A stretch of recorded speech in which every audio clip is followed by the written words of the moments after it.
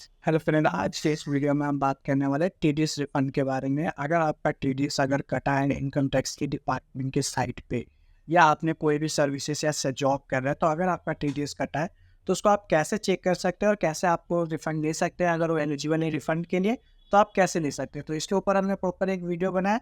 तो चलिए स्टार्ट करते हैं, जिसमें आपको हर चीज़ क्लियर करेंगे टीडीएस के रिगार्डिंग। ठीक है, तो फर्स्ट चीज़ देखिए, सबसे इंपॉर्टेंट चीज़ आता है टीडीएस होता है क्या है। तो देखिए, टीडीएस एक नॉर्मली हमने सारा इंपॉर्टेंट बना रखा है। जैसे आपको नॉर्मली टीडीएस से होता है कि रेवेन्यू कलेक्ट करना।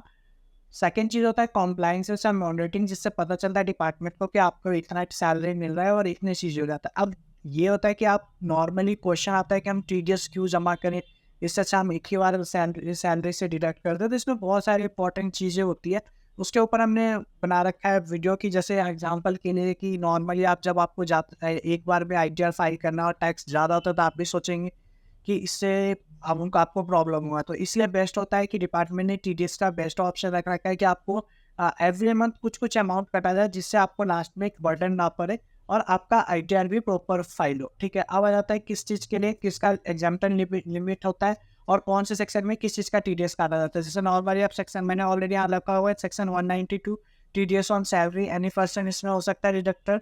ठीक है, एम्प्लॉय, और इसमें जो रहता है देखिए 25 2,50,000 और 3 लाख और 5 लाख तक है। ये एज पर कंडीशन होता है जो लिमिट होती है। इसमें 192 ये सारा हमने इसमें प्रॉपर बना रखा है, ये आप दिख ही रहा होगा आपको इसके रिगार्डिंग।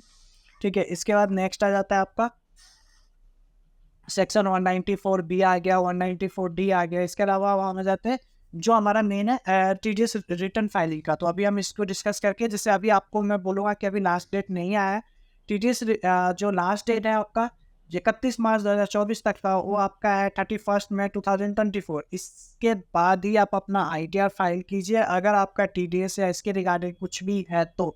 नहीं तो आपका फिर दोबारा आपको रिवाइज आईटीआर फाइल करना पड़ेगा। अगर आप रिवाइज आईटीआर फाइल नहीं करते हैं तो आपको नोटिस आने के चांसेस ज़्यादा हो जाता है। तो इसीलिए आप ये चीज़ें पहले से ध्यान रखिए। अब हम चले जाते हैं इनकम टैक्स की साइट पे। इनकम टैक्स के साइट पे जाके हम आपको लॉगिन करने के process, filing income tax return, ई फाइलिंग इनकम टैक्स रिटर्न में जाके असेसमेंट ईयर आप करेंगे, ऑनलाइन करते हैं। उसके बाद आपको असेसमेंट ईयर न्यू फाइलिंग करने का आएगा। अगर आपका कुछ टीडीएस कटा है तो आपको यहाँ पे शो हो जाएगा, तो उसके रिगार्डिंग आपको यहाँ पे आईटीआर फाइल करना है। लेट्स गो पे आप करेंगे, अदर प्रोसेस कीजिए। अदर प्रोसेस करने के बाद आप कंटिन्यू पे जाएंगे। कंटिन्यू पे जाने के बाद आपका सारा डिटेल यहाँ पे आ जाएगा। इसमें अगर आपकी जो सैलरी है उसको आप देख सकते हैं। इससे पहले अगर आपको टीडीएस चेक करना है तो आप इनकम टैक्स के इस पे जाके आपको फॉर्म 26 इस पे जाए, और इस यहाँ पे क्लिक करने के बाद आपको अपनी सारी डिटेल मिल जाएगी। जैसे व्यू टैक्स क्रेडिट, इसमें आप अपना असेसमेंट ईयर क्लिक करेंगे और HTML में करते हैं तो देखिए ये टीडीएस कटा हुआ है यहाँ पे शो कर जाएगा। जैसे इसके अलावा आपका अगर फॉर्म 26 है, इसके अलावा AIS में भी चेक कर सकते हैं कि आपका टीडीएस कटा हुआ है या कुछ टर्नओवर है।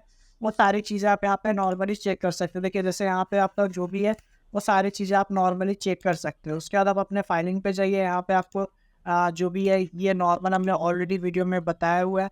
ठीक है, तो ये चीज़ें हो गई। इसके बाद आप कंफर्म करेंगे। कंफर्म करने के बाद आप अपना ग्रॉस टोटल इनकम पे जाएंगे। जो भी आपका इनकम होगा वो आपको फिल करना है।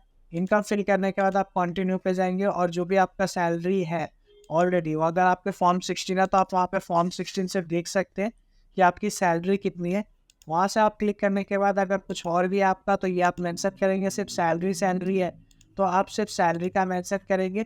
ठीक है, तो ये मेरा अब नॉर्मल डिडक्शन हो जाता है। तो जो सैलरी बन गई 4,15,000 का हो गया 50। इसके बाद आप देखेंगे नॉर्मली टोटल डिडक्शन। तो टोटल डिडक्शन में अगर कुछ आपका डिडक्शन है तो ठीक है, नहीं है तो आप इसको स्किप कर दीजिए। स्किप करने के बाद कन्फर्मेशन पे जाएंगे आप। तो कन्फर्मेशन पे करने के बाद आपका ये भी क्लिक हो गया। आप टैक्स पेड में अगर आपका टीडीएस कटा हुआ है तो यहाँ पे आपको देखिए ऑलरेडी दिख रहा है टोटल टैक्स पेड 5,000 आपने ऑलरेडी दे रखा है, तो यहाँ पे आपको दिख गया होगा। आप टैक्स लाइबिलिटी पे जाएंगे। यहाँ देखिए आपकी सैलरी दिखाती है, आपका टैक्स ऑन टोटल इनकम 57,990। यहाँ पे सारा चीज़ आ गया। आपको टोटल टैक्स फीस और इंटरेस्ट यहाँ पे शो डिटेल भी कर सकते हैं, टोटल इंटरेस्ट, और ये कंफर्म करेंगे। कंफर्म करने के बाद आप प्रोसीडिंग पे जाएंगे। तो अगर आपका रिफंड बन रहा है तो यहाँ पे आपको नॉर्मली शो हो जाएगा you are eligible to refund of ₹5,000। ये आपको शो हो जाएगा। प्रीव्यू रिटर्न पे करके यहाँ पे आप अपना फिल करेंगे। फिल करने के बाद आप अपना डिटेल प्रीव्यू पे करेंगे।